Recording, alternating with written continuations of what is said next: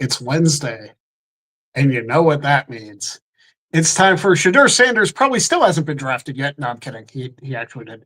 But finally, but yeah. We're starting off how we're starting off. Got it. Well, okay. Let's break down the teams that we expected him to go to that he didn't. Vegas. They took Ashton Jonty. Probably a damn good pick for Vegas, if I'm going to be honest here. That's fair. That's fair. Cleveland traded away the second overall pick to Jacksonville, who went and got Travis Hunter. Yep. Cleveland then goes on to draft a defensive end for the first round. They draft Dylan Gabriel, a 5'10" left-handed quarterback out of Oregon, in I believe the third round. And after everybody and their mom was bitching and moaning about the Saints taking Tyler Shaw out of Louisville, we finally get Shedeur Sanders falling to the 5th round to the damn Cleveland Browns, who already drafted a quarterback. So their quarterback room is now Groper Cleveland, the husk of fucking Joe Flacco, Kenny Pickett. He's still got some time in the league. And now we've got 2 quarterbacks out of the draft. I do like that they've got another dog to put on the other side of Myles Garrett, though. That's dangerous. Yeah, it's nobody spun out more about it than Mel Kiper Jr. and Skip Bayless, who apparently listen. I know for a fact last year when we were talking about the draft, I gave so much shit about like Caleb Williams. And I still do because he came from USC, but like he didn't fall because he was the first, I believe, overall drafted by the Bears. Like it was the glazing. Like you can't see this much glazing at Dunkin' Donuts. It was ridiculous that they were talking about Shedeur Sanders like, hey, Caleb Williams is the greatest college football player of all time, but you know what? Shedeur Sanders, who had a 13-12 record at Colorado and got his jersey retired, he's even better. What are we doing? TU retired his number? They retired his number, yeah. Yep. I did not hear about that. That's hilarious to me. Oh yeah, like it's up in Colorado Stadium and everything. So, if you ever go to a Buffaloes game, you'll see it. Like Shedeur Sanders, number 2, 2 years he played, jersey retired. Mind you, his first year with the team, we had 3 wins. Yeah. Now, Greg, it was well established last year, and even into this year, as far as Caleb Williams goes, the greatest champions come out of SC now are Ryan and Nick Nemeth as of Sunday night's pay-per-view. So good on them. New tag team champions at SC. Gotta love to see it. That was a complete just show for my own self, and I had a good time Sunday. But no, like I was never more glad to not be around to watch the shit show that was the 2025 draft. I was working every day. When I wasn't working, I was purposely not watching because I had things going on. Because man, every time I went to the dreaded Twix app or any other social, it was like, this is a shit show. This is ridiculous. This is like, it was so ridiculous. You know, your headline is most controversial. It's like, it's definitely the most convoluted I think we've ever had. Well, just a mess. I think the first round, other than Shedeur Sanders not getting drafted where everybody and their fucking dog was projecting him to. Yeah. A lot of the teams got exactly what they needed. Like, I was expecting Jerry Jones and the Cowboys to absolutely fuck it and go and draft Shedeur Sanders. But what you guys, offensive line? Yes. I think so. Yeah, you guys got a big beefy boy on the O-line, if I'm not mistaken. Which, you know what? Considering the way we shit the bed, bringing people back to fill that gap last year, okay, thank you, Jerry. Like, you actually did a good for GM for once. Like, good on you, dude. But yeah, it's like, like we talked about 2 weeks ago. We were going to talk about this last week, and then it turned into a full-on wrestling show as opposed to just a variety show last week. The Cowboys' problems are not going to be solved until the problem at the top is solved, and Jerry is not going to take himself out of that chair. So, It's just not going to happen. He likes the fact that he has that control. That's why it was such a pain in the ass to get Belichick out of New England, because he was also the general manager. He answered to somebody. Jerry doesn't. It's Jerry's world down there. We all just live in it if we're fans, and we all want to bomb it if we're enemies. So, I long ago gave up the faith. I'm still a fan. I will still cheer for them every Sunday or Thursday or Saturday, wherever the hell the NFL decides to put them on television. But I'm not going out of my way to believe that it's going to be a Super Bowl season until we hit February. It's like, oh, okay, cool, we did it. Here's my thing, and I have a major issue with the way the Steelers drafted, because I have been saying it for years and years and years. The Steelers need to work on their offensive line so that there's enough protection to help who's ever behind center, because we don't know who's going to be behind center starting in week 1. And we don't know the running back situation. I mean, we kind of have a little bit better of an idea with that. But you guys have Jaylen Warren still, don't you? We have Jaylen Warren. We got Kenneth Gainwell from the Eagles, and we drafted Caleb Johnson from Iowa. So you guys have a pretty solid running game now. We have solid running backs. Let's put that. We have solid running backs. We haven't seen the game. We haven't seen the running game yet. But you guys went and took Derek Harmon in the first round, defensive tackle. Albeit he came from that Oregon team, which was really good last year. Well, not against Ohio State, but that's another story. Nobody was good against Ohio State. But then again, we drafted an edge rusher from Ohio State in round 4, and also their quarterback. But that notwithstanding, the fact that the Steelers are trying to bulk up on defense, but they did not touch the offensive line in any of their 7 picks during the draft. None. Oof. Yeah. They have one offensive guard that they did an undrafted free agent signing. So out of, 1, 2, 3, 4, 5, 6, 7, 8, 15. 15 between the draft and undrafted free agent signings. 15, one of them was an offensive lineman. One. Yeah, It's a valid point, because all the talk in Pittsburgh last year was the defense was solid, but the offense was not carrying their end of things. And you guys draft one offensive, that's again, why?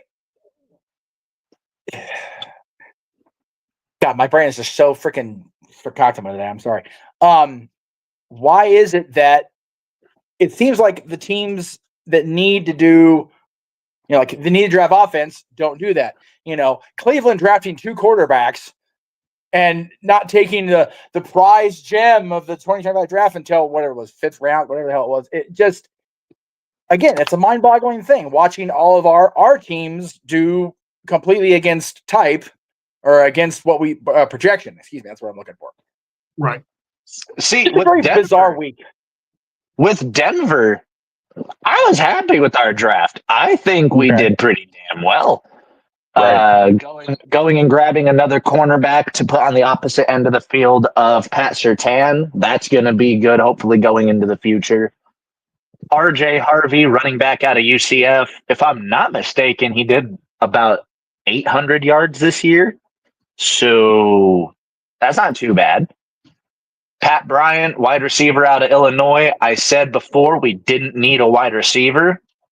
However, back to back, we took 2 edge rushers back to back. One out of LSU and the other out of Bama.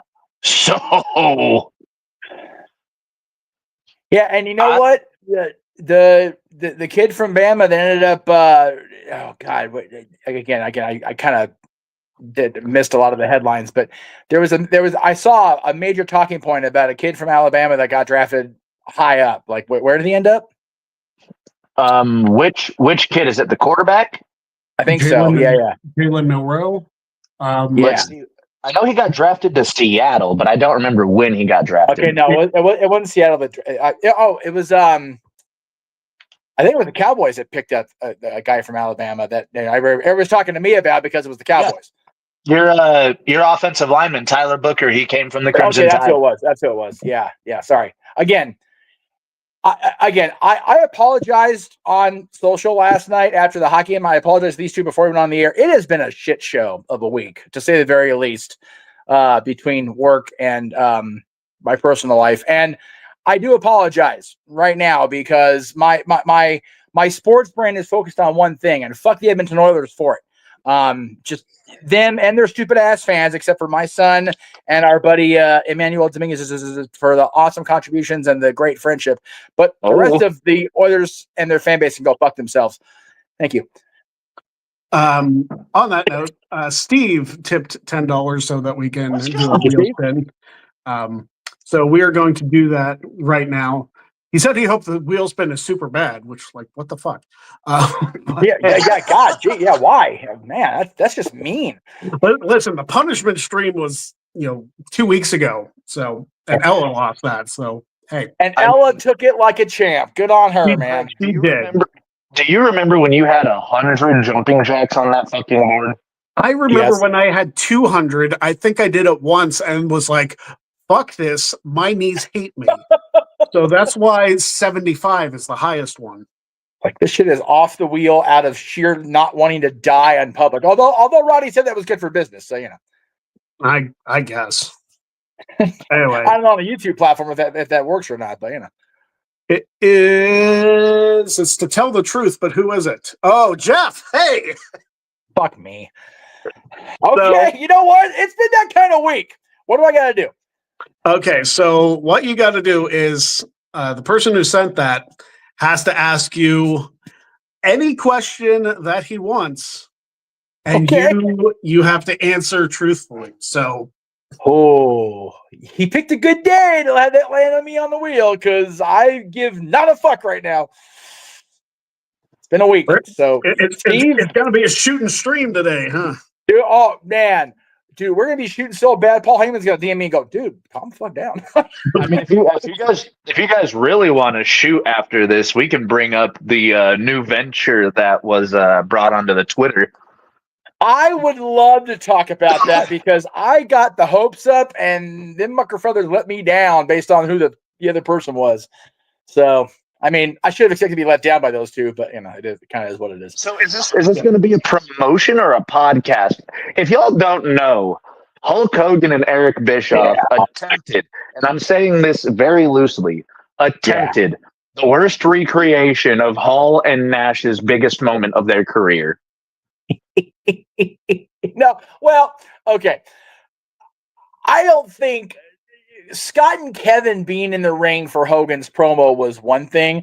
What Hogan and Bischoff tried to do was generate buzz, and the third person they revealed as part of this thing, like, who even is this guy?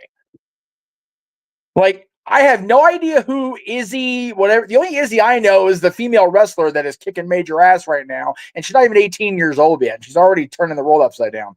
But this dude they brought onto the video with them, I have no idea who the hell he is. Zero clue.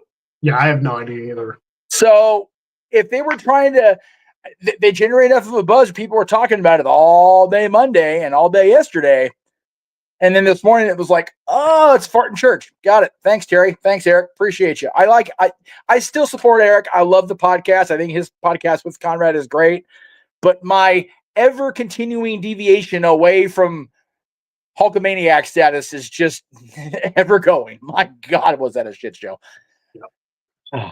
So are they gonna be doing a podcast together? Or is this gonna be a platform for Hogan to spew his lies all over the place? Or who knows, man? It was so vague tweet in nature that we still don't know. All we know is those two and this Izzy person. And again, I am sorry to this Izzy person. I don't know you from Adam, but you're lumping in with some pretty unnecessary heat working with these two, especially in this current state of the situation of the world. More so Hogan, for being honest. But, Bischoff deciding to double down on the Hogan knobbing is not a good look for Eric. Anyway, what was Steve's question? Well, he hasn't sent one yet. So, okay. Maddie, I think we should take it upon ourselves to come up with a question. Oh, it's a fuck beam. Okay. Okay. I am down for it. I got one. Jeff. Okay.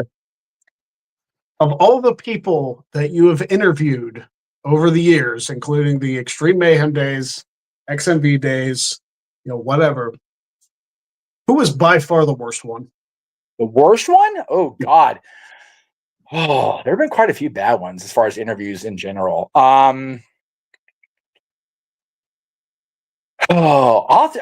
know what? It's kind of good. I have to think about it because there've been so few crappy ones that I got to narrow down which was the crappiest.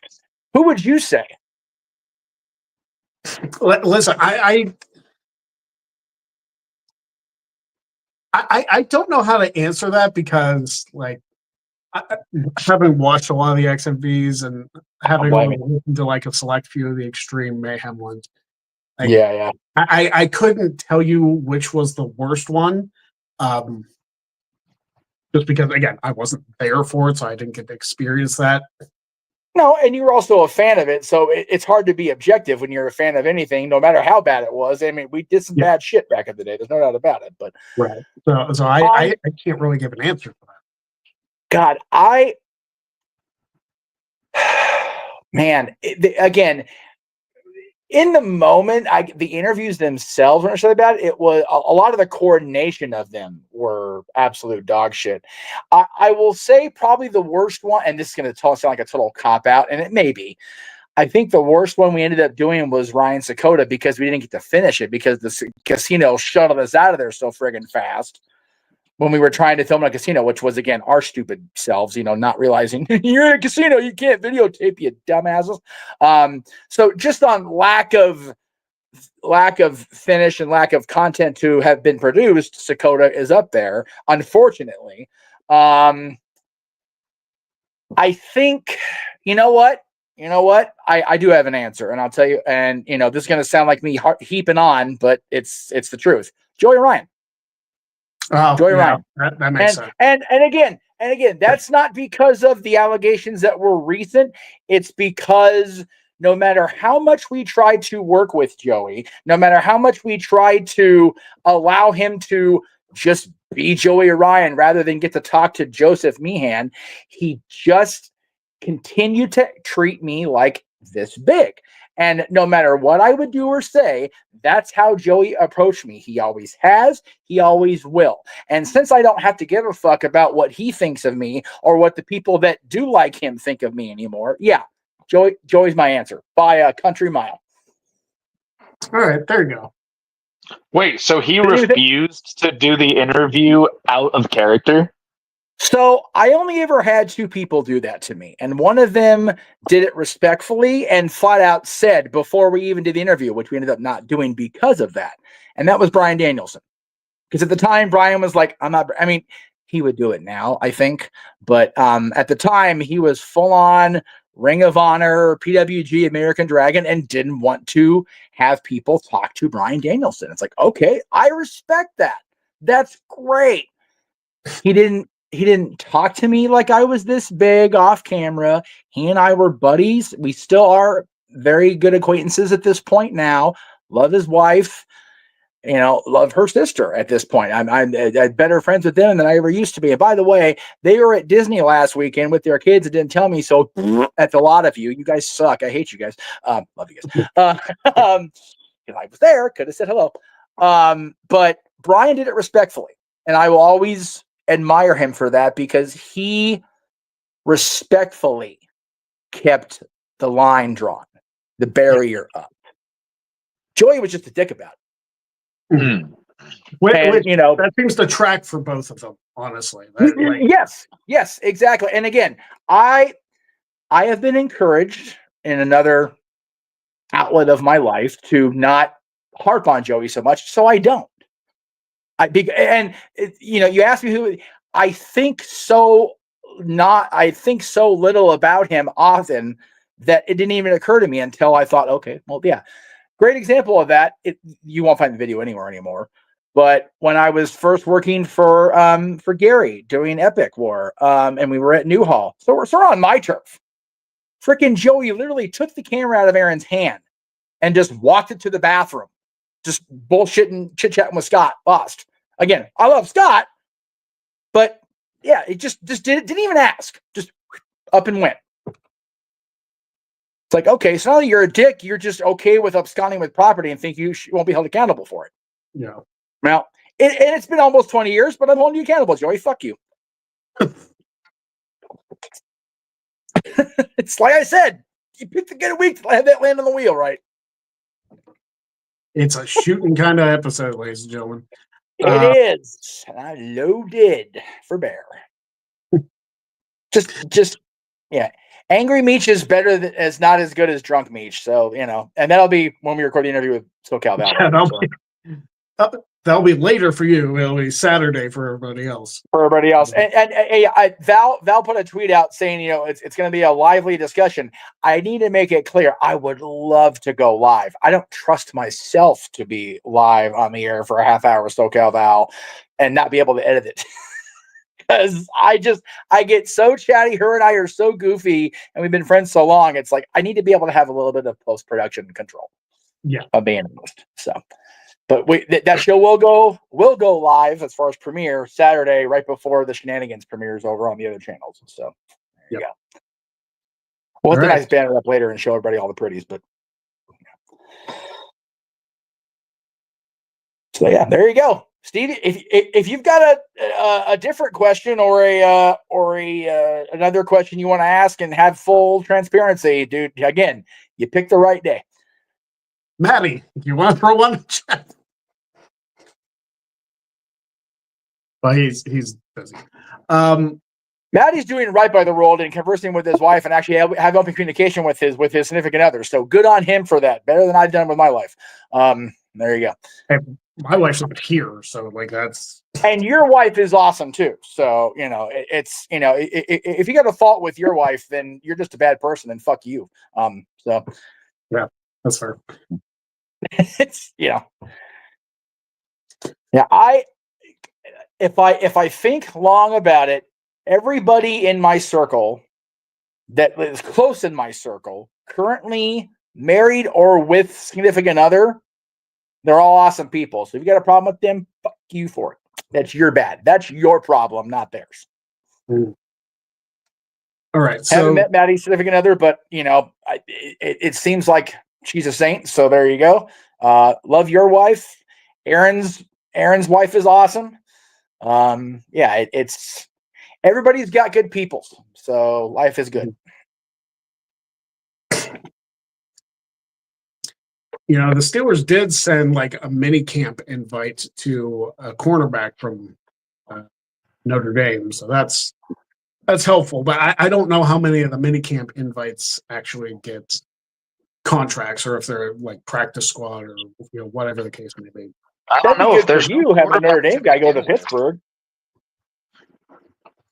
If you guys don't have a quarterback to begin with, I think a mini camp guy might have a pretty decent shot. Well, cornerback, like defensive. Corner. Okay. Quarter. Okay. But even still, having a Notre Dame personality end up on the Steelers, that's just Greg Sherry heaven right there. It really is. Man, there's some great Notre Dame players that ended up playing in Pittsburgh. Yes, this is valid. Jerome Bettis. Yeah, that's a damn good example. Yeah. What's that? I said the bus. Yep, bus. Maddie, did you want to throw a Jeff will answer anything question at him today? Well, you talked about interview. What's the worst interaction with a professional wrestler you've had? Whether it be at a convention or... Okay. No, you know what? Let's tie it down. What's the worst convention appearance you've ever seen? Well, I've been to so few, so that's not really valid. I will go with the interaction though, because I can gladly throw under a bus at this point. That's fine. It's been 22 years, so fuck it. So my first ever, and I mean ever, independent show, not a WWF, WCW, or ECW, which I never got to see ECW live, by the way, in person was the XPW shows I went to the weekend of my birthday in 2003. Oh, yeah, I went to the last original Los Angeles-based XPW shows. They went to Philly or Pittsburgh a week later, March 8th, and then not too long after that, the federal raid happened and the shit hit the fan. So the last two original XPW shows that were in their hometown was February 28th, 2003, and my birthday, March 1st. I don't remember which of the 2 days it was, so forgive me. I think it was the first day. But Team XM, Team Extreme Mayhem, or at least Mike and I, ended up being recruited to help with like ring crew stuff, and we ended up filming, having something filmed where Confederate Currency Chris Hamrick super kicked me while I was sitting at ringside on, I think that was the next day. So we were helping ring crew, helping tear down both days. Some point during the course of the weekend, backstage, and keep in mind when I say backstage, we were at what used to be a ice rink, the Isoplex in Van Nuys, California, that got converted into a paintball arena when the public skating business dried up worse than some of Extreme Associate Stars did in 2003 after the Kings business kind of tanked.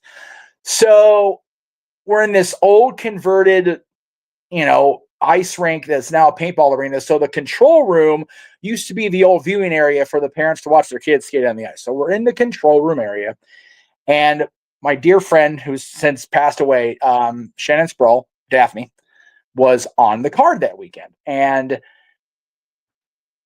so uneducated in the business, so not knowing etiquette, protocol, whatever. And just that weekend, turning 20 years old, dumb as fuck, green as goose shit, I knew that Daphne was going by a different name at that show. She was Lucy space Fur, Lucifer, right? But I didn't know, what to call her and didn't know. So I called her Shannon, because when I'd met her and interviewed her, she was Shannon. Yeah. I had this big beast of a person. I never did find out his name. He went by the name Slash. I don't think it was anybody that's been named Slash that's been on TV. Like I know Wolfie D went by the name Slash in TNA. It was not Wolfie D. It was not Slash of Guns N' Roses. It was not anybody that I remember as being anything worth the fuck in the business. I'll put it that way.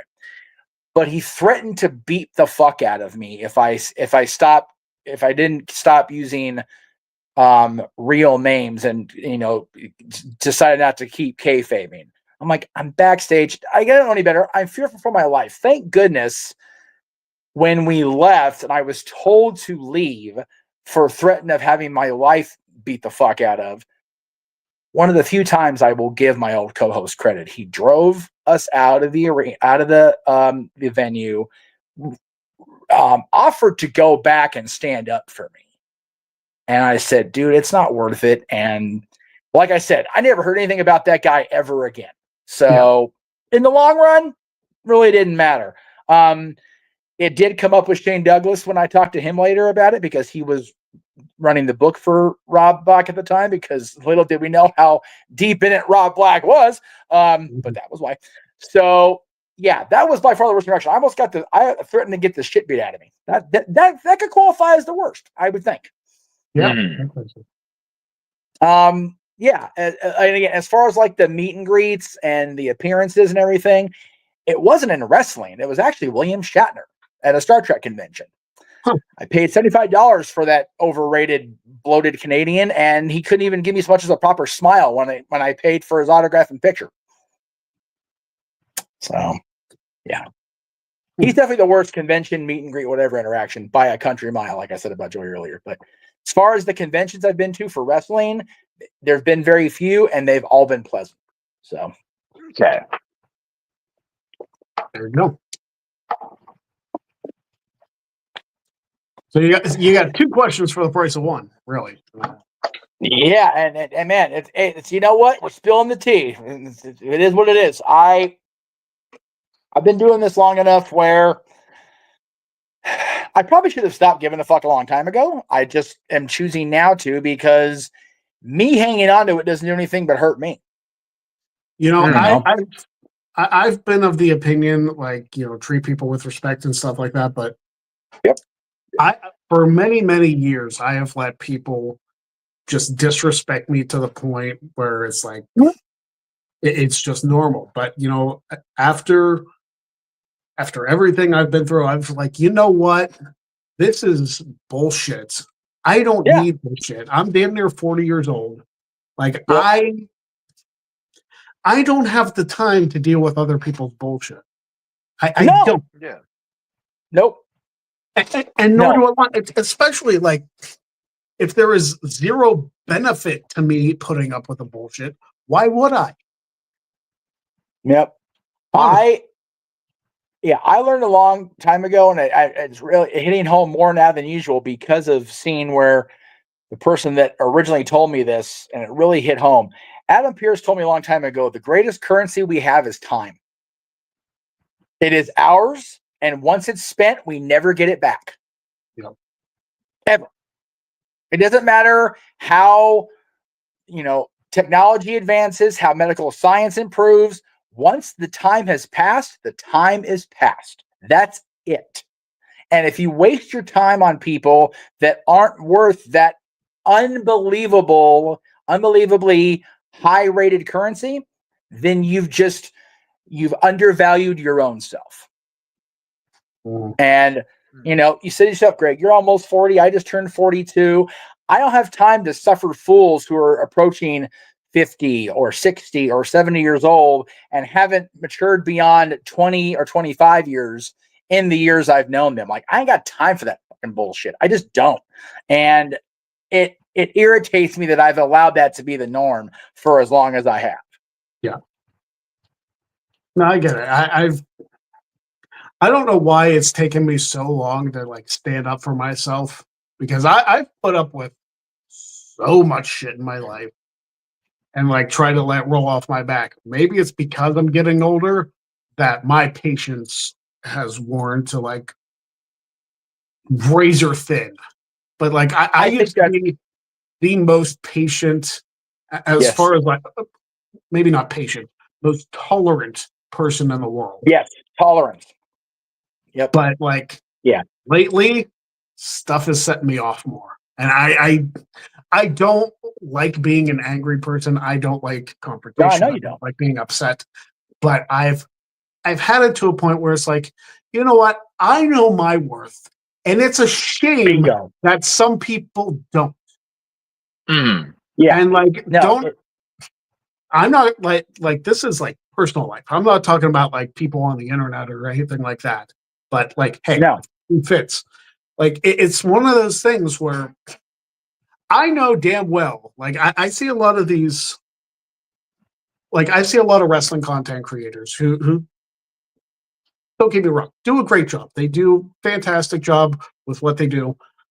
But I look at them and I'm like, you're in a space where like you have to know a lot of stuff, or at least like have a baseline of stuff about wrestling. And some of them, like, obviously they're not like trivia people, but like as a trivia person, it does kind of bother me that like there are people out there who don't. I don't. What am I trying to say? Am I just rambling? No. You're good. I honestly, it's for me, and I'm gonna try real hard. And if I do, I apologize. I'm gonna try hard not to single one group of parties out, because I don't want to set off a firestorm on the Twix or whatever. But seeing people that at least outwardly appearing to not have worked as hard, or to have the knowledge base that you do, or to have conducted themselves in the proper way like you have over the years, do better is definitely frustrating. I put out a post last week. I had, yeah. I had people ask me that, it's like, how does it feel to see, people that, started way after you do better? It's like, dude, you know what? I didn't work near as hard as Denise Salcedo. I didn't work near as hard as Chris Van Vliet. Those two motherfuckers have just worked their asses off, and they've done it the right way and been decent people on top of it. Yeah. That's why it doesn't chat my ass. Because they're decent people. Yeah. Which obviously in that statement, I obviously wasn't talking about Denise or Chris. No. And I'm not saying you were. I'm trying very hard to not mention the negative fuckers, because then that gives them the attention they want. Oh shit, there's a YouTube channel that just started up, somebody's third chance at this shit, and he's got 25,000 subscribers already. Which is obscene to me. And I know exactly who you're talking about. Yeah. And yep. Listen, it's somebody who developed quite the fan following. Like, I obviously didn't have that. Obviously, we did a show together 3 years ago. I'll leave it at that. And like, I just never reached that level of popularity, despite, working on that show, working on probably one of the biggest shows I've ever done view count wise. Yeah. And it never translated to me because for whatever reason, maybe it was a disconnect. I don't know. Maybe I was like nervous. Maybe my personality didn't come across, which I can understand that because I'm way more open on this show than I was on that show. But the fact of the matter is, like, he's had this level of popularity. He's done like some popular independent wrestling in England, like he did the WCPW stuff and whatever. But I'm not mad at him. I'm just mad at the fact that it's like, I understand. I had this discussion with Maven the other day, like that. Yeah. Shorter content does well. Like, I noticed that the live content doesn't do as well as like my short form stuff. Like the Rumble Countdown does far better than the live shows. Yeah, I wish I had more time to dedicate to doing the short form stuff. Right, but editing takes so much time, dude. It does, yeah. And quite frankly, the reason why I don't do more of that is because I'm not seeing a return on as much time as I invest into it. As much as I would like to, as much as I would like to do, like I thought about doing one on traditional Survivor Series matches that have happened at Survivor Series. Because like if I was going to do every elimination tag in history, that would take me 3 years to do. Yeah, but Elimination Chamber, you can totally do all of those right up until the Chamber's another one I thought about doing. Yeah. But like between the Chamber or that, like Survivor Series matches or like SummerSlam main events, or like something like that, something a little bit different. You can even rank the Mania main events yourself. I could absolutely rank the WrestleMania main events, but it's time. It's the time that you need to do it. It's the time because not only do I have to grab the pictures, I have to do the voiceovers, I have to put the pictures together, I have to put the captioning on them.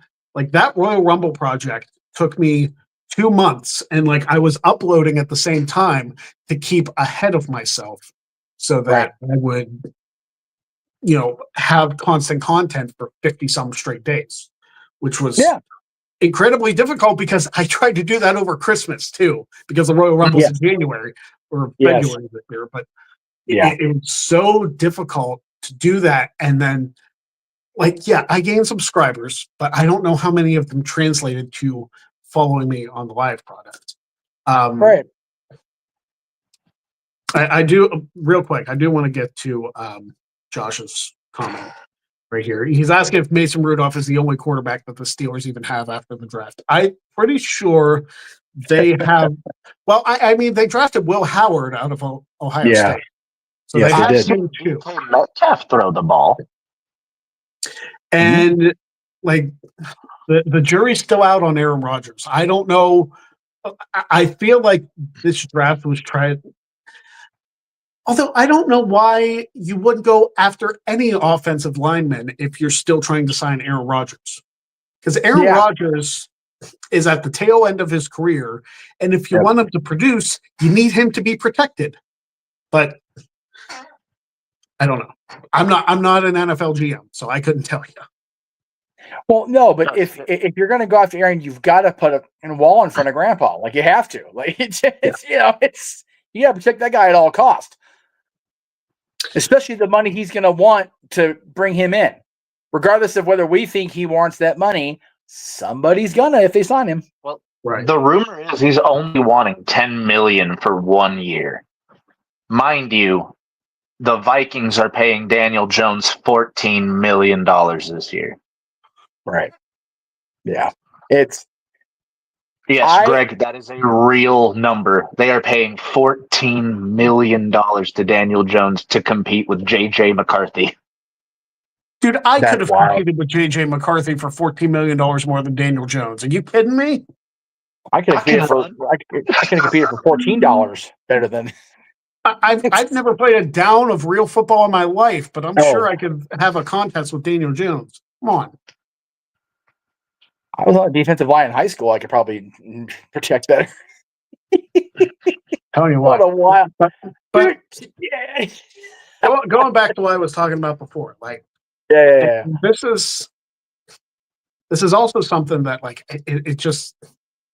it's always going to bother me a little bit because, you know, maybe it's my misunderstanding of like the YouTube algorithm. Maybe it's just that the content that I'm putting out isn't getting popular. Maybe I'm using the wrong hashtags. Maybe this and that and the other thing. I don't know. Whatever I'm doing, obviously promotion on Twitter is completely useless since Elon nuked the hell out of that site. But I don't know, because I love doing the live shows every week. I love it. Yep. Like this is one of the few things, like with where I'm working now, I scheduled around being able to do this show on Wednesdays. Right. Yep. Like the latest I say I could work at 6 o'clock in the evening because I want to be on for these shows because I love doing the live shows. I love getting to hang out with both of you. Like it's something that I enjoy, and I hope that comes across. Like I hope it comes across to everybody. It does for us. I can't speak for the audience, but I love, like you said, this hour every Wednesday is my kind of woosah from the rest of the shit I record or produce on the weekly. Granted, the interviews last week and the one I'm doing this week have been far more therapeutic because it's old friends and I don't get to talk to them anymore, and it's wonderful. But and like I mentioned it to you guys. I'm gonna mention it now. I don't have a date yet, but Maven is going to be on the Greg Cherry Show in the future. So there's that. It is a little anticlimactic announcement, but like when we nail down a date, you guys will know. So there's that. But yeah, I see content creators, and again, I'm not knocking any of them. If they have success, good on them. Perfectly fine. I'm not mad at them. I'm just frustrated that like guys like us just don't get that same kind of chance. I don't discourage anybody from creating content. My only issue is it feels like it's perception. And Undertaker said in his speech, perception is reality. The perception is the ones that, grease the wheel with negativity get more attention. And I understand it, but I don't like it. I think it's wrong. I think that's wrong too. That's the world we live in, that the more negative you are, the more attention you get. I think that's shitty. And that's why people like, what's his name from the Big Apple? That's why that guy, he gets kicked off a House of Glory broadcast, but his podcast does well because a bunch of people love feeding into his bullshit. Well, dude, it's like I say, if you're ignorant enough and loud enough on a consistent basis, people will listen. And he is incredibly loud and ignorant. The greatest example. Go ahead. I'm sorry. I'm glad though that like when Mercedes went back to House of Glory, that she stood her ground and had nothing to do with him commentating during her match. Yep. I love Mercedes for that. I know there are some people, especially in like the little circle that we have, that disagree. They are completely wrong. So 100%. 100% wrong. Like, listen, like, don't give shit to Mercedes. Mercedes is the professional. Mercedes is the one that draws money. I'm sorry. It's like, I would rather trust and believe. I would rather watch Mercedes wrestle 7 days out of 7 than listen to that guy for 3 seconds on commentary. Okay? That's the way it is. I don't disagree with a lot of the views on Mercedes. And I know you and I could, give each other's ass about that. But in that instance, she was 100% right. She was 100% right on that. And I will die on that hill with a freaking New York Statue of Liberty through my heart for it, because that guy had no business being anywhere near anything. Number one, the greatest example of somebody who has not actually actively been relevant for decades now, but people still feed into his crap. And again, this is not a personal attack. Let me be clear. I enjoy the man's content my own self, but my philosophy has always been, if you want somebody to disappear, don't give the attention. Don't, subscribe to the channel. Don't like and feed into it. It's Vince Russo. Yeah. Vince came out, whatever it was, yesterday, talking about, I wasted that many hours of my life, bro. It's like, okay, who gives a fuck, Vince? Like, if you don't like it, don't watch it. Like, seriously. Oh, dude, like I say the same thing with Cornette, because I think Cornette has a lot of good points whenever it comes to like the business and his mind on the business. Yes, I agree. There's so much that he talks about that you're just like, the two of them, if the two of them ever actually could get together and not have the room implode in on them, they'd make a hell of a podcast, because they're both so 100% convinced that they're right about the state of the business, and they're both 20 years out of date.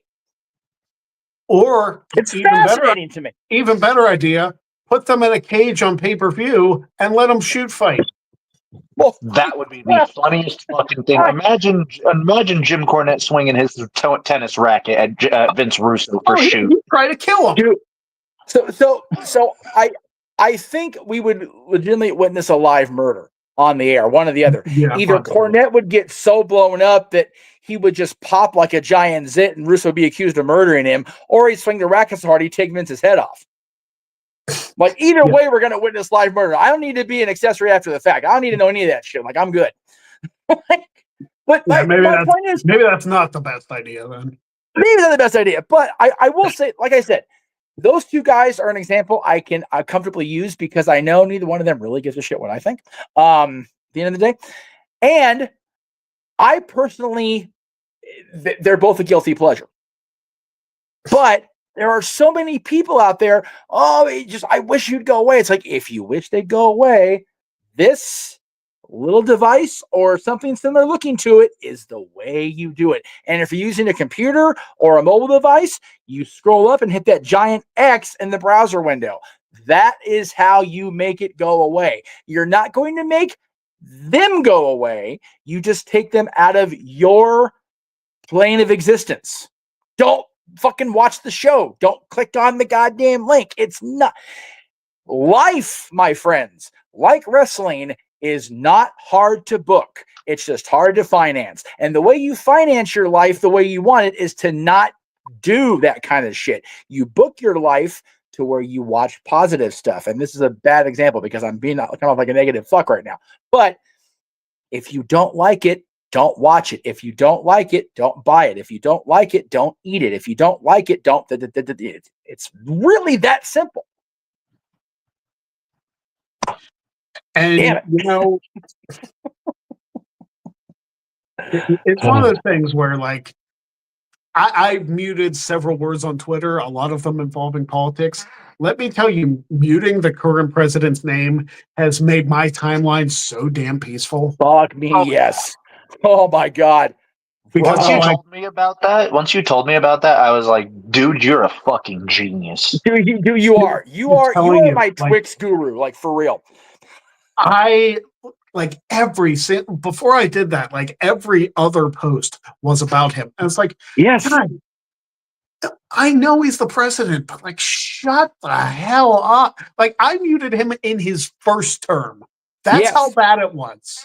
Yes. It was every single time I opened the app. I was like, guys, I don't care if you hate him or you like him or whatever. Just shut up about him. Yes, Enough. exactly. I had to do it with Biden. I had to do it with, I didn't do it with Kamala because like they didn't talk about her enough. But no, it's I just, and like I know. I have Mr. New York blocked too. So like I don't have to. The only time I see his stuff is when people decide to clip him and like dunk on him on Twitter. Like that's it. And like one of my biggest posts was dunking on Mr. New York. So yeah. It's again, and again, what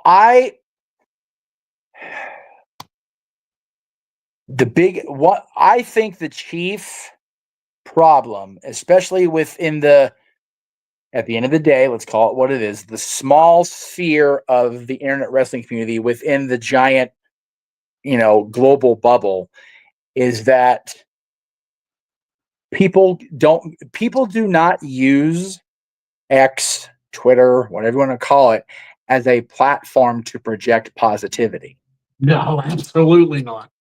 They take those Serenity characters, or if they're like me and they pay for it because they need to be able to promote better and promote properly, they take that character space and just whatever comes out of their infected brain.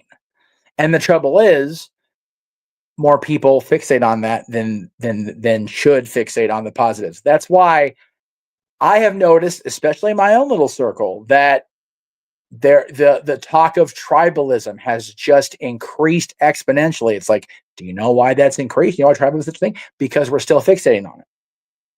I just don't watch the product I don't want to watch anymore. I just don't. I had the best live experience I think I've ever had Sunday night at USC at the Galen Center for TNA. I saw people I hadn't seen in decades. Frankie Kazarian's mom came up and hugged me. I hadn't seen her in 15 years. Aww. I was like, Jesus Christ, like I didn't, and that's what pissed me off. He didn't win. Like everybody was fucking there. He still didn't win the title. It just blows my mind. Whoever's booking TNA, you know what? I'm convinced that was a WWE influenced booking because of Trick Williams' involvement in the aftermatch. Shit pisses me off. But anyway, I had a wonderful experience. I got to, I put the post out. I got to meet all the champions of TNA. I got to have the Hardys see me walk in a room and do the whole, dude, sup head thing. Cause I hadn't seen either one of them in person in almost a decade, but it's like, oh, hey, they remembered me. Matt put my post on Twitter and goddamn, I've been getting blown up the last couple of days. It's stuff like that doesn't completely send me away from social media. Cause for every 10, 20, whatever, there's stuff one like that where I go, okay, I obviously did something right somewhere along the way. Yeah. For Matt Hardy to just, actively encourage that, for Joe Hendry to retweet it, which was kind of cool. Especially after the way I ragged on him Sunday night after the show, because I was an angry ginger for sure. Ginger snap, but just everybody was so positive at that show. And the same thing's happened at WWE when I've been recently. AEW and other shows I've been to, it's kind of been hit or miss, if I'm being real. But I just choose not to watch instead. And that has greatly improved my TV existence. I don't sit here and stress over getting off the air here in 3 minutes to go watch that show. It's like, okay, I can prep for my interview tonight instead for an hour. Yeah. So. And like circling back to Twitter posts, like, yeah, it sucks for me that two of my biggest posts were dunks on other people. Like one was on Mr. New York, the other was on Ryan Leaf, which I deleted because it was getting nasty. Yeah.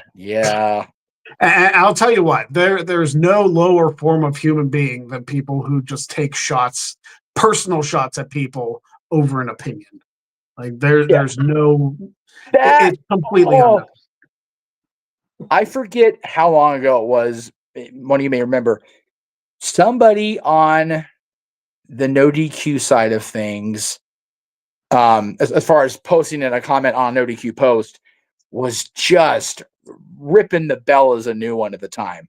Mm-hmm. And I was like, oh man, that is so rough to have such a strong opinion about somebody's opinion.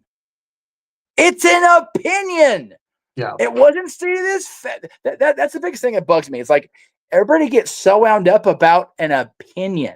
It's not like we're going out there and saying Charlotte Flair is the greatest wrestler alive. We're not saying, Jinder Mahal was the greatest WWE champion of all time. If we are, that's an opinion. Yeah. Yeah. We're not saying Josh Allen will never win a Super Bowl in Buffalo. Well, I think that's gearing toward fact at this point. But again, it's an opinion, and my opinion has always been opinions are like assholes. Usually everybody's got one, and they more often than not stink. Yep. Just pick up what they are, guys. It's just opinions. If we can all understand that an opinion is just that, an opinion, the internet wrestling space alone would detoxify so exponentially. Yeah, but a lot of the people don't want to. Listen, I would love to do a Twitter space one time if I ever have the time to do it.